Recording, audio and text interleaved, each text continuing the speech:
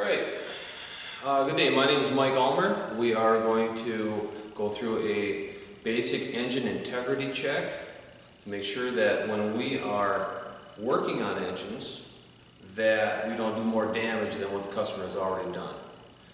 For instance, we're going to go through a compression check. We're going to go through an ignition check, make sure the engine has spark. We're going to go through a fuel quality and a fuel quantity check. We're also going to go through a gear lube check and an engine capacity or engine oil level check on 4-stroke engines, because we want to make sure that they actually have oil in them before we go fire it up and say, well, the customer says it's got some kind of noise going on. Well, if there's no oil in the engine and we start it up, how are we to tell the customer that, well, it wasn't our fault? So we want to make sure that we have all our bases covered before we start doing any type of testing on these engines. And going through these tests themselves will lead us in a direction, usually, as to what the customer's problem is. So we're going to start out here with this. I have a 90 horse Johnson 2-stroke outboard. It is an OIS ignition system, not that that really matters. We're going to go through a general ignition check, a total output test sometimes it's called, and we're going to go through a compression test on this engine. So we like to do them both at the same time. Some people will say on a compression test that you want to leave all the spark plugs in except for the one you're testing, so you know what the drain is on the starter. That is a way to do it. Other people will say take all the spark plugs out and test it that way. That's another way.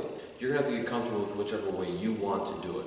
Whichever way is going to help you remember it better and help you to diagnose the engine better. So, first of all, we're going to go through and remove all the spark plug leads off of here. And I've already got the spark plugs loosened on here to save some time. So we're going to spin them out. One thing when you're taking the spark plugs out, you want to make sure that you keep track of where they are at, and not in the bottom of the pan. So this one was cylinder number 2, bottom one cylinder number 4. The way that they number this particular block is it's 1, 2, 3, and 4. The topmost spark plug is always cylinder number 1. So when you're looking at the back of the engine where I'm standing right here, and you're looking at the spark plugs, well, this one over here, you can't see it right now, but it's higher than what number 2 was. So this is cylinder number 2, and this is cylinder number 4. So it's, once again, 1, 2, 3, and 4. So if you take a look at these spark plugs, and I've been cranking this engine quite a bit, but if you look at these spark plugs, you see how glossy and black that it is. Common complaint with something like this is it's hard starting. When it does run, it seems to lose some power. It kicks in, it kicks out. Because these are basically oil fouled, gasoline fouled. They've had too much gas. Common problem here at school, at college, just because of the fact that we're doing a lot of engine running. They start up. I do a lot of idling time, so we don't build a lot of heat in the engines all the time to burn the carbon off of these. So if a customer came in, the plugs look like this. Well, for one thing, it's a good thing, because that means that the engine is actually using the oil and using the gasoline. Probably really doubtful that you have a seized engine or a scored cylinder or anything like that.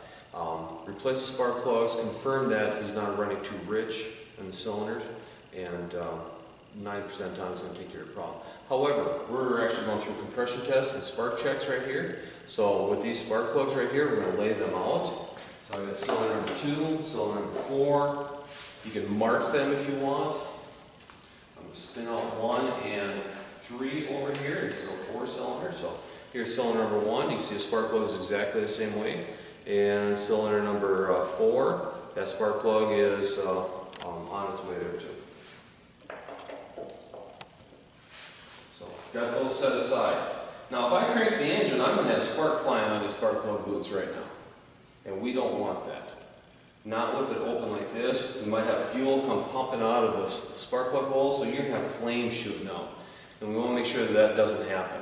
So we either have to disable the ignition system by pulling the lanyard off, or disconnecting the charge coil, which we'll talk about in a later segment.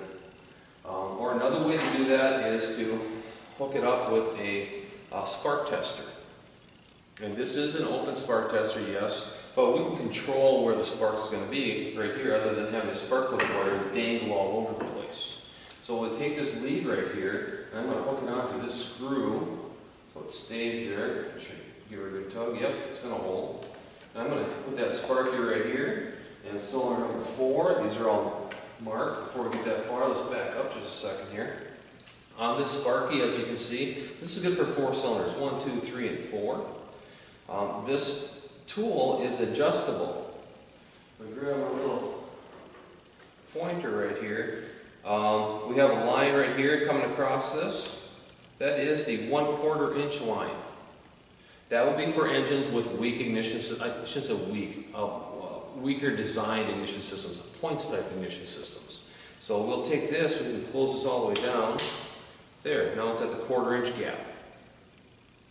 And so that'd be like points type ignition systems, snowmobile ignition systems, watercraft ignition systems. They're not real strong on the spark end of things like an outboard is, or like a stern drive is. So we'll run them at about a 1/4 inch gap. And then the next gap up, if I can wiggle it just enough. There, I got it set, right now it's set at the 3/8 inch gap. That would be for your weaker CDI ignition systems on outboards. For most of our product, we're going to set it at 7/16 or 1/2 inch, whatever the book calls for. And I'm trying to get that adjusted there where it is. To be right there, I got it set at 7/16. If you look in the service manual is going to tell you to set the air gap on this at 7/16 of an inch on this particular engine. The reason why we adjust the air gaps is on them, because compression inside the cylinder makes the spark plug harder to fire. It makes it harder for the spark plug to fire in there. That spark, if you think about it, we take this much air and we compress it down to this little bit of a space inside of a cylinder. Well, if we compress it into such a small space, we still have all of this air. So if I can jump a spark plug gap sitting in open air, that doesn't mean that I'm going to be able, when I compress all that air, we have 6 times atmosphere, 7 times, 8 times, 9 times. You put a turbo on it, you might have 20 times the atmospheric pressure in there than what you have in normal air out here. So taking all this air, compressing down there, there are more air molecules there that the spark has to cut through. So since that's the case, we need to actually have a stronger spark than what just jumping that little bitty gap on the spark plug is going to allow. So we need to have a stronger spark. So we open up the air gap, and this is going to simulate this much of a gap right here, how hard it is to fire the spark plug inside the cylinder.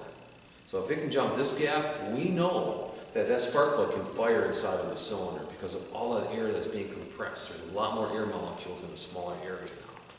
We've got to get that spark to jump that. So we open up the air gap here, and then it's got the same, roughly the same strength test. So I'm going to hook this up right here, and we're going to go through and do a compression test. But I'm using this to control my spark so I don't accidentally have a fire on a customer's piece of equipment.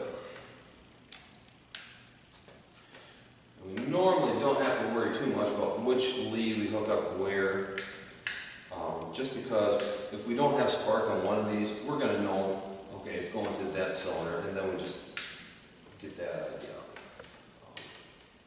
as to where it is to go. So now we're going to be able to see spark jumping on all 4 of these. When I crank the engine,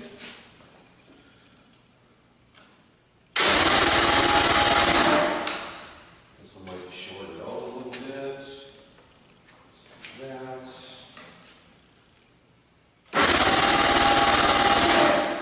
Okay, so we have spark. Now let's do our compression check on it. So we've confirmed that we actually have spark on all the cylinders. I'm going to grab a compression tester. There is, in my opinion, there is not one brand that is better than another. There are the brands that work and the brands that, and there are a compression tester that will work and a compression tester that doesn't work. The compression tester, all it has to do is measure compression, and we are comparing it to each different cylinder. We're not going to compare this engine to another engine. We're going to compare it to each one of the cylinders, and we want to be within 15% of each cylinder on the engine. So right here, have my compression tester. I'm going to spin around here. We're on cylinder number 2, and we're going to crank this over while I'm holding compression, so you can watch this. I like to crank it for about 5 revolutions on each cylinder. That's me. That's the way I like to do it. One thing that we want to watch for in compression is how fast does it build pressure? Does it build pressure really fast, bang, bang, bang, and it's already there and it's done? Or does it take bang, bang, bang, bang, and it takes a long time to build up? If you've got a compression tester to say, yeah, it builds the pressure, it's about the same as everything else, all the other cylinders on here, but it takes twice as long to get there, that's telling you that you probably have something going on inside the cylinder. You might have a blown head gasket. If it's a 4-stroke, you might have some burnt valves.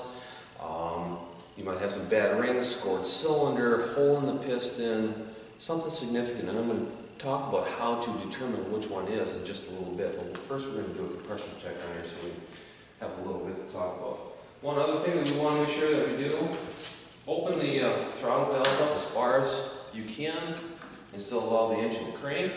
So get a little air into the cylinder in case we have a bad reed valve. If we have a bad reed valve inside of a 2-stroke, if you leave the throttle valve shut, it's going to give you a bogus reading. It won't tell you that, oh, the reed valve's bad. It will build up pressure nearly as quickly as it would any other of the cylinders. So we're going to go through and do just this compression test, and the throttle valves open as far as they'll go, and here we go. Okay, about 5 cranks, gave us 110 psi, 100, a smidge under, 109. Okay, so we push the button in and release it. Alright, disconnect that. Let's go down to the next cylinder, right underneath it. So that was cylinder number 2. And we want to write that on our work order, so we tell the customer this is how much it had on that cylinder. Turn this in there, hook this back up, and we'll do the test again. This is cylinder number 4 right now.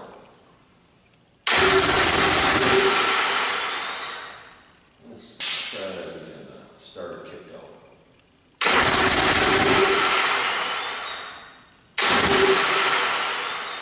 Yeah, right there. We got about 105. If you do the math on that, you'll see that we are within spec on that, because we went from 110, dropped down to 105. That's 5 psi, so it's only roughly about 5% difference. Real close. And we'll go through and do the same thing on the other side. When we get all done with that, we'll compare all the cylinders, and once again, they should be within 15%. Now, earlier I talked about how to determine if it's actually rings, a head gasket, or if it's valves on a 4-stroke. And a way that we do that is we'll actually squirt a little bit of oil down the spark plug hole. You know, spray some medium weight oil, engine oil, 10W40, 10W30, something like that. 2-stroke oil on a 2-stroke. And we'll spray that into the cylinders, and then we'll retest on the compression. If my compression did not change significantly, what that means is that we either have a blown head gasket, or we have bad valves, burnt valves, or a valve that's not seating properly. Maybe it's just the valve lash is too tight on a 4-stroke. Because the oil will not help those type of things to seat very well. It makes a little difference. However, if my compression does change significantly, we're probably looking at a scored cylinder, bad rings, something that's basically trying to help, it helps the rings seal against the cylinder wall. So if you spray a little oil in there and your compression comes up significantly, you're looking at, honestly, engine rebuild or a reman power head replacement, because the rings aren't seating to the cylinder wall anymore. Who knows why? Engine overheated, scored a cylinder, ran out of oil on that one cylinder, something like that. So Now we're going to go through and confirm that our strength of our spark is all right on here. We've already seen it spark a few times. We disabled the ignition system by installing this. So we're going to show you, close the carburetors down, we're going to show you the spark strength on here. You don't really want to hold this when you're cranking it, simply because the electricity may travel through you and give you a shock, which is going to cause you to dance around a little bit. So we have this wire on here. The electricity will go through the wire into the block, and that's what we're hoping for. If you were to just hook this up to a insulated part right here, where I'm just hooking right straight to the wires, the spark's going to do all kinds of weird stuff. Now, one thing about hooking this up, paint on this block is basically made out of oil, and oil, okay, well, let's back that up a little bit. Paint is plastic. Plastic is made out of oil. They don't really conduct electricity very well. So if you think, well, I'm going to take this, I'm going to hook this up to this painted bolt head right here, or this bolt, this painted part of the block, and you think you're going to get the good spark, you may or you may not. If the teeth on the alligator clip dug through the paint, yeah, you might have good spark. If the teeth of the alligator clip did not dig through the paint, and now it's just resting on top of that plastic paint, which is what they paint the blocks with, your spark is either going to be non-existent, or it's going to jump from one lead over to the other one and back down, trying to find its ground somehow. So we want to make sure we hook this up to a good, clean ground someplace, which is why I picked this screw right here, because that's good, clean ground. This is an open spark tester right here. You've already seen us do it. I'm going to crank it one more time so you can see it.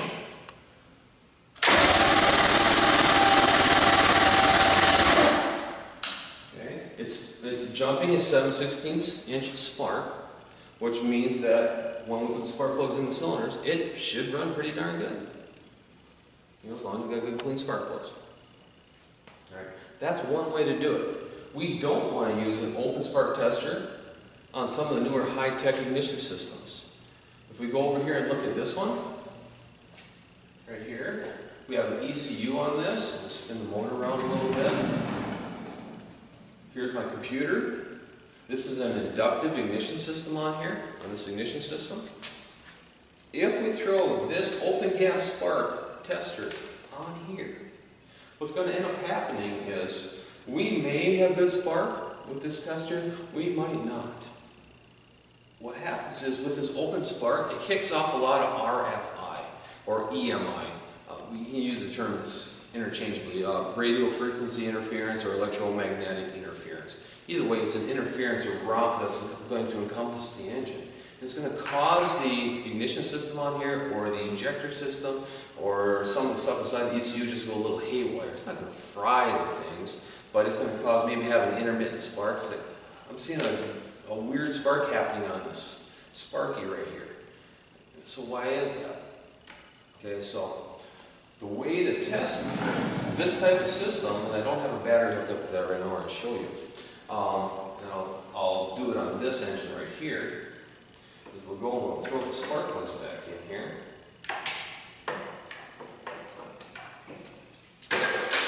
Is we'll test with the timing light. That's the recommended way of doing it. They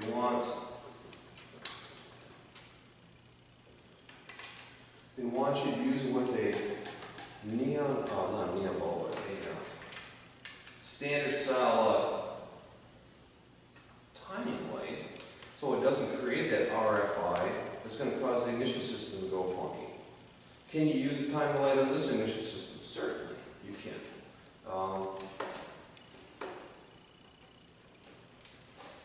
And it'll give you nearly the same effects. It's not nearly as fun as having that open spark flying around and say, "Cool, wow, that ain't that cool." But grab my timing light from down here. I'll show you how to hook this up in a second. We've got this timing light. You've got a red clamp. It goes on the positive of the battery. We've got the black clamp, goes onto the negative of the battery. And most timing lights with this style of clamp for the spark plug lead, if you look right here, it says spark plug side or spark plug. Alright? That, when you hook it up to the spark plug lead, you make sure that you actually have it on the side closest to the spark plug. And then all we have to do is watch the light, and don't look directly into it, it hurts your eyes. But just hold it off to the side, and you'll see it flash once every revolution of the engine. Right here I got it hooked up to cylinder number 2, so here we go. So you can see it flashing. It tells me that we have spark here. Right? And that's using a timeline. This is what's recommended on inductive ignition systems, or the higher tech ones with the ECUs and EFIs on them. They'd rather use this, especially things from roughly 2010 model year and newer. They'd rather see you use a timing light to test for spark. I have one more way to show you for testing for spark, and that is with a neon bulb type tester. This just goes in line, or you can put this alligator clamp on it and clamp it to the block. Either way, I can hook it up like this, so you can run the engine like that. You can run the engine and see the thing, the light bulb light up that you're going to see here in a second. Or you can take this and hook it up to an alligator clip, and you run it to a good ground, and we'll put it right there.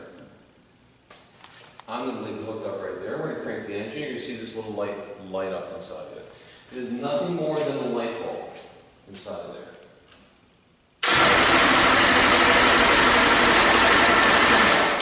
Okay? So you saw the light bulb light up inside of that. This style tool right here, honestly, I don't recommend. It lights with a minimum amount of ignition power. You'll remember we talked about this and how we set the different air gaps for the strength of the spark that we want. This thing right here will light up when it can't even jump any of these gaps. And if it can't jump these gaps, the specific gap on here that we need, but it'll still light up, it's going to give you the false idea that, hey, I've got spark, when really you don't have spark. Not enough to spark the spark plug. You might be able to grab hold of the spark plug lead when you're cranking it if it's weak enough spark to light this right here, but to not light this, and you might get a tingle out of it. It certainly ain't going to hurt you very much. Not that I'm asking you to try, but alright. So I don't really like these, but they are sold on tool trucks. Sometimes instead of this, they're like a little piece of glass on there. And once again, it's just a light bulb inside of here. If it had a jump a gap on that, that would be a whole lot better. I have some like that, and they do work. You need to make the ignition system work, and this does not make the ignition system work. And what I mean by work is actually doing some work. It makes it harder than normal to run, so that way it's going to actually put a load on the system. This does not put a load on the ignition system. It'll give you some false readings, and it's going to really make you pull your hair out. So I really suggest that you skip using this type of tool. I'm telling you about it so you don't get it. All right. I think that's about it for doing compression ignition checks. Thanks for your time.